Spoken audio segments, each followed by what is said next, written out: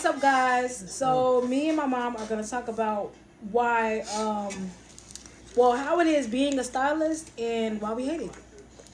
Um, while we are just officially retired, I'm retiring at 33. So, as being a braider, I feel that braiding becomes a bit overstimulating because, for one, the style can take sometimes, 4 to 5 hours, sometimes 6, 7, 8, 9. It can take up to 12, depending on the style, depending on what the customer would like. It can take up to 12, and um, the number one thing is why it takes so long, why the customer would not like to pay for it, and then aura, energy, the people that come around you and feel you have to endure the energy that they would like to put off and project on you, because they feel that with it being a business, you have to take them. So, me personally, I'm good. I really don't like being a braider anymore, because I don't like the way people treat you, and I don't like that they want you to do something that takes 12 hours and pay you $50, especially when you're a very good hair braider and you are very good at what you do. So, I can go into in depth with it, but Mom, would you like to tell them Yes. your piece? Well, I've been in it for a while doing hair. I was old school. And with me doing it, I've loved to treat hair, grow hair. But, a lot of people, when they started coming into the braids and stuff, they went to changing the styles and stuff. And so, you have to change with the styles. If you're a stylist, you have to keep up with the styles. Certain styles. And I'm gonna say this: all styles is not good for the hair. So, and I usually tell my clients some style that they would come to me with, and they would ask me, "Is this good for my hair?" Especially if you have a person that has weak hair, or hair not as strong as the next person hair. I say, just because you see that style on that individual, it might not be good for your hair. So some get upset with you, and then they'll go to somebody else and get it done, and then when their hair come out and all that, then they want to come back to you. "Oh, I'm sorry, I don't know what happened." "Yeah, I know what happened. I seen you with that hairstyle in your head, and now you want me to treat it and grow it back like it was. But see, you try to tell them, but they, when they see a style, all styles are not good for everybody's head. So, you know, when you learn your client's hair, and as being a stylist, when you learn their hair, you learn their scalp, you learn everything about your client's hair when you doing a style. Some people just in it just to make the money. Okay, if I do that person braids or whatever, I won't probably see them no more. They'll come back just to get the braid. You treat the people hair. You still, even though when you're braiding hair, you still be careful how you braid the hair. Mm-hmm. If you put too much tension on the braids, that can pull the client's hair out. So, and I tell them, I say, don't ever let a person braid your hair too tight, because, that tends to have a lot of, you can get hair loss and breakages and stuff like that. So, as being a stylist, you know, you tell people certain stuff about their hair and stuff, especially with color. I know a lot of people love color. Yeah. And I try Color to get a is lot dangerous. of my clients away from the color, because color is worse than a relaxer. Yeah. But, some love the color. I know some may kick me into what I'm saying about the color, because color is really, really bad on your hair. So, but that really scripts the hair. That really scripts the hair. When I tell you it strips the hair, so you can't really do, like, you can't use, especially with permanent dye and stuff like that. Though you have to be real careful with it. So, especially a client that has health problems, you want to be careful with dealing with color and chemicals and stuff like that. So, you try to tell them which way to go when they're getting a lot of hair loss from their medication and stuff like that. And some, they still, okay, I don't want it. Even with, have nothing against the wigs. I have some that, they went to wearing the lace wigs. And I tell them, I say, you have to be real careful. If you're going to wear a wig, wear it where you can take it off. Yeah. Where you can take it off and your hair is still getting there. Don't get that way that you got to paste down and and then with the glue and stuff because and then now people be saying, oh, I got alopecia. No, you just got bald spots now where it done took your hair out. So And another thing, Mark, it gets to a point where it's like they expect you to be a miracle worker. yeah. They expect you to be a miracle worker. Now, my thing is like it's cool. You want to get to know your clients. Yeah. You want to get to understand your clients, and you don't want to appear to be an unfriendly person while being a stylist. So, when in being a hair braider for me, what really grinds my gears is, getting to know customers, and then we have to be therapists, and we have to be counselors and everything, and then we can't wear what we go through at home on our shoulders. We have to come in like totally different. So we have our days too, and specials. I learned to stop running specials. When you run specials, you overwork yourself, and you don't get back what you put out, because we have to buy products. Yeah, that product we have to pay expensive. for the space. Yeah. We have to pay for our lights. We have to pay for our water. We have to pay for everything. Yeah. And then people don't realize, even if you're working from home, you still have the same bills that you got more bills when you're working in a building, and you got to still pay for your bills at home, and you still got to pay for that shop, and say, look, if you ain't made no money that week, you still got to pay for that booth.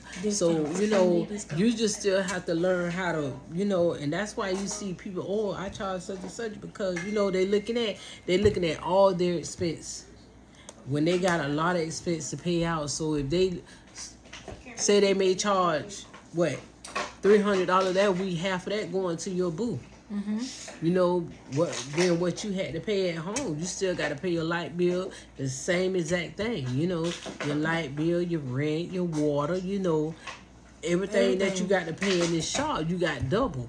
So even if I learned, hey, I like my clients, a lot of clients that I had a lot of older clients. I love to work with older people because they were more easy to satisfy, and they was more of the ones that will keep their hair up. They will let you work their hair, as being okay. I only let my and I don't like chair hoppers.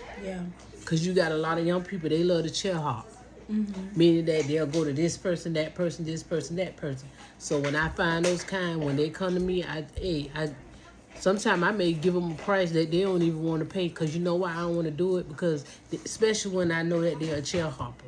You can tell the chair hoppers. I mean, because it can also risk you as well, because then you can be to blame for something someone else already exactly had in the works. So, I mean, I understand that too. So it's just more so of like just trying your best. So you try to be the best stylist you can be. You still get mistreated. People still feel like they can bully you into what they want. And it becomes overwhelming because we're human too. And I have been in positions where, like, I'm when I'm dedicated to my clients, I had mostly my time was wrapped around my clients, and doing what when they want to come, and then sometimes they don't show up, or they'll wait till the last minute to reschedule. When that's why I understand, like, now that people charge for the seat. You have to charge, you have to pay half for the deposits and stuff like that, which I never used to do that until like now, because people do make appointments and never show up, So, that's your time and that's your money.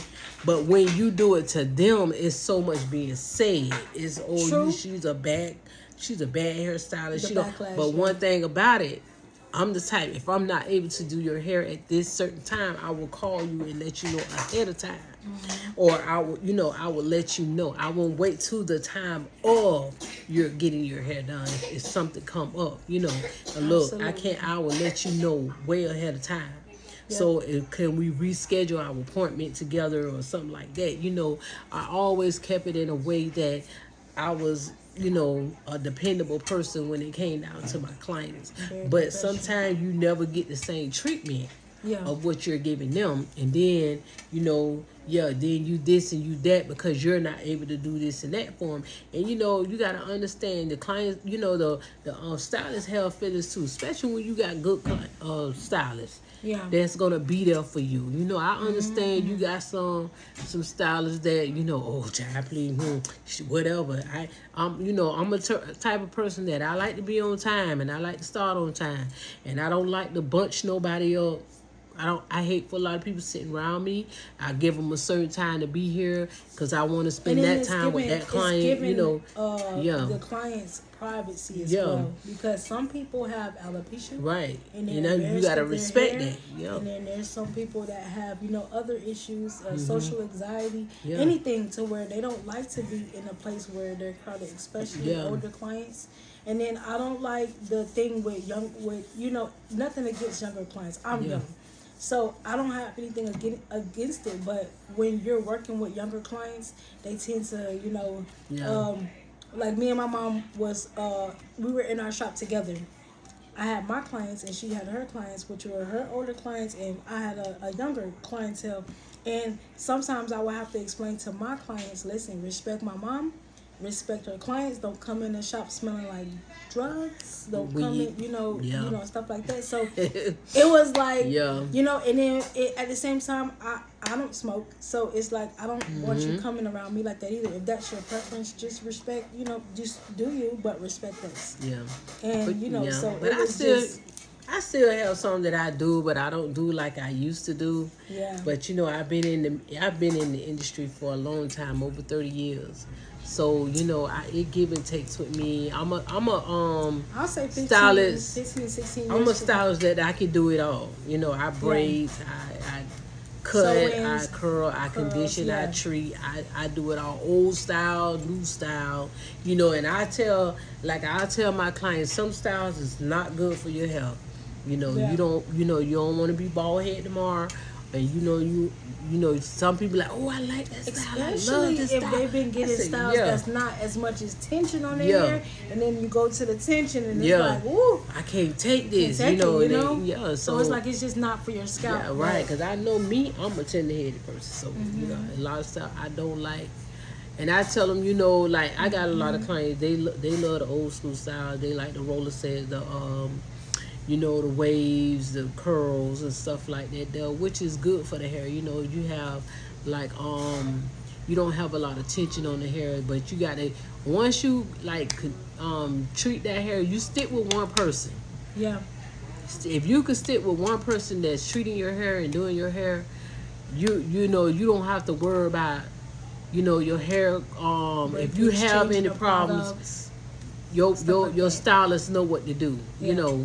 I'm telling you, that is so important to not let a bunch of people get in your head, because everybody Cannot get in your head is not good. I'm gonna just say, and I'm gonna say this too, and all money ain't good money too. Absolutely. So and I used to tell my daughter that, My mom and I told me tell that my a daughter long that, time ago. A long time ago. all money ain't good money. Oh, and I learned it. And I say that because you have some clients that is really ruthless, and they they this and they that, and they drama. That's why I say all money is not good money. If I feel that you're gonna be a terrible client to me, I would just let you go. Yep. I will let you go. I was like, no, you take your money somewhere else. I don't need it. Yep. Because that's why I tell if you're going through a situation like that, like I have a daughter that she does nails, and I let her know too. If you got a client that's just gonna aggravate you and that's gonna get on your nerve, baby, hey, tell them, look, Let it go. you all right, but hey, I'd rather for you to find you somebody else to do your nails or do your hair, or and I let them know. I tell you quick, look, if you gonna aggravate me, okay, you know what? It was nice knowing you, but I'd rather for you to find you somebody else. And I'm still, and I ain't even mad with you. I'm still cool with you. Yep. You can still call me or whatever, but I just can't do your hair. You got some of them clients just like that. They aggravate. Yeah, I've had those incidents before. Yeah. And I learned. So when you learn people, when you done been in the industry for a long time, you know how to give and take. It teaches you how to toughen up. Mhm. And once you toughen up, they like it makes it harder for the clients that you already have. Yeah. Because now you got to toughen up. You know. And I like the client because my clients that I have, I've been doing their hair for years. Yeah. You Since I know, was a you little want girl. you want the clients that you're gonna have for a long time.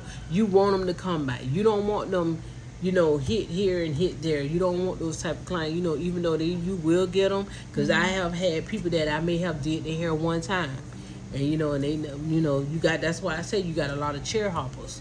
So when you got those times, you know how to deal with them. Okay, this finna be a one time thing with her. You could tell the different chair hoppers. Like I do braids. My daughter do braids, but I have some that I do their braids and they come back Yep. consistently. And I have some people that I have been doing it here for years. Some may have passed away and everything. They older. I love my older crew because you know why? The money is consistent. Yep. And they gonna come and And they be coming with little gifts and yeah, stuff. I'm telling you. and they gonna make you laugh. I love my older clients. Yep. I love them, and I just enjoy them and actually have become fun. like They like family to Yeah. you, and when I'm telling them I'm working at home, they don't matter. You They know I'm come when you coming. come. Yeah. So when you good to them and you on time and when you showing them look. You got a good stylist and you care about their hair and you loving on them and stuff like that, or they gonna follow you to the end. What? So I have something that I have been doing for like 10, 15 years, some when I started, some, until they leave or whatever, they get sick or they can't come, them be your best clients. Yeah.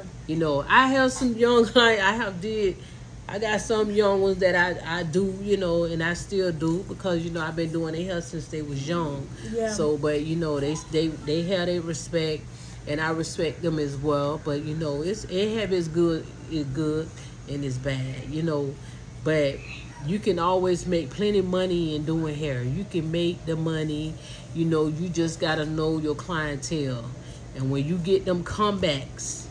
When you get them phone calls and when they want their hair done, don't stand them up. Yeah. Be straight up with Be your loyal clients, with 'em, be faithful, because like, that's be how your loyal money with 'em, gonna yeah. come in. That's how you gonna make your money. Mm-hmm. You gonna keep that. That's gonna be your consistency. They're gonna know. Oh, I could count on her, or I'm gonna make my appointment. I'm talking about them wigs Yeah. be good, but it make And you they feel a gonna little come back. raggedy. But Guess what? You got good. a consistent paycheck. Yep.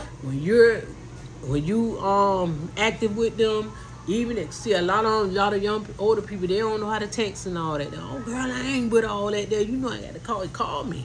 Yep. If I don't answer right then, I'm gonna call you right back. If I'm busy or whatever. But when you're consistent with your clients, when you're that person that they can depend on, oh, let me call her. If I got a set appointment up for next week, and They let them will know, wait. remind them, yeah, they'll wait on you because they know that they're gonna be done right. They're not gonna be rushed on. They're gonna love their style. They know their style gonna last. You conditioning, you treating the hair, you doing everything, because once you learn your client's hair. When you learn your client's hair, when you learn them, you learn their scalp, if they taking medication and all this and that. Yep. When you learn them, they gonna love you. They gonna stick with you because guess what? They gonna say, she know what's good for my hair. They're gonna love you a long time. Yeah. So I'm telling you, this is the reason why I love what I do, but I'm getting to the point where I don't want to do it anymore, But I still love what I do. I've been doing it for years, but I'm trying not to give up on it. But it just gets you to that point because, the clientele, it just, this new clientele now, it'd be like, I can't deal with it. But I'm trying not to get there, but I'm getting to the point where I'm about to retire from it. But I love what I do. I retire every day. Yeah, she do. Yeah. But once you find a good stylist, I'm telling you, stick with your stylist. Mm-hmm. Stick with your stylist. When you got a good communication with them and you got a good understanding with your stylist, stick with them. If they are type of stylist that knows the in and outs on your hair, and they know your hair texture and everything about your scalp, that's what a lot of clients, they don't You know, I'm not picking on the new clients. I'm not picking on the new stylists, y'all. But if you don't learn your client's hair, their scalp and their hair texture and all this and that, what she can take and what she cannot take. Is she on medication? What should I, you know, recommend to her and stuff like that though. So when you doing that though, and when you showing the client that you is, you know, you really Dedicated. concerned and you're dedicated to their hair, then they're gonna stick with you. Okay, she know my scalp, she know my ins and outs. So when you get a stylist like that and they keeping up with whatever they do to your hair, okay, last week you just got a wash and style, and then, you know, okay, it's time for you to do this and do that. You know, when you're recommending them what they need for their hair, you don't have a lot of stylists like that anymore. You know, they just sit you down, they just do your hair. Ain't go You know, on. they perform this hairstyle on you, and they just want to make $1. Yep. And that's why you hear a lot of people say, you know, I want the old stylist back, because you know why? It was time when, you know, even though you may be in there I was always a stylist that I didn't like for my clients to sit. So if I gave you an appointment at a certain time, I need you to be there at that certain time. So by the time you walk through the door, you finna go to the shampoo bowl. Yep. You finna go ahead and get It's not a washed or long whatever wait at you need to all. do. You finna get it done. Yep. And while I'm still working on it, I got somebody to go ahead and wash and shampoo you, get you ready for me to style or whatever. You know, that's just how I work, because I didn't like for nobody to sit. And when you get like that, if you know how to, you know, do your appointments and stuff like that, though, and sometimes I used to have maybe like 10, 15 heads a day just Yeah. doing hair, you know. Depends on what, it just That's depends on what type of style they getting. Look, funny story, y'all. Yeah. Funny story. My mom had her hair salon, and I was about 12, 13. And I used to just be like, oh, she only got like 2 people. And then, like, more people would start walking in. I used to be like, hold on. And I realized, like, I'm stuck here. I'm just stuck here until she's done. And I realized, and I always said, when I grow up, I'm not doing this. I would never do this when I grow up. But And guess what? but guess what? By 5 or 6 o'clock, I was out of there. Yeah, no, I wasn't being there no was still all good. night. Mm-hmm. But I just, you know, as a kid, you always think something take all day, and it really only be like a few hours, really. Yeah. And I always said, when I grow up, I'm never doing this. Mm-hmm. And then when I grew up, I did that, and Yeah. I'm you know, I'm grown now, and it's just like I do it, and Yeah. the But money you- is worth it, and the people, the relationships you build with people is worth it as well. Right, yeah. But come back for another part of what we do. We hate doing hair. We love to do hair, We but love we it, hate but- doing it. Yeah, Yo, but come back and part 2. part 2. And we're gonna also have with my daughter what she experienced on nails too in the next conversation. Yeah. So come back for more. We thank you and appreciate it. Make sure you like, subscribe, and share. All Thank right. you. All right. Bye, y'all. Mm.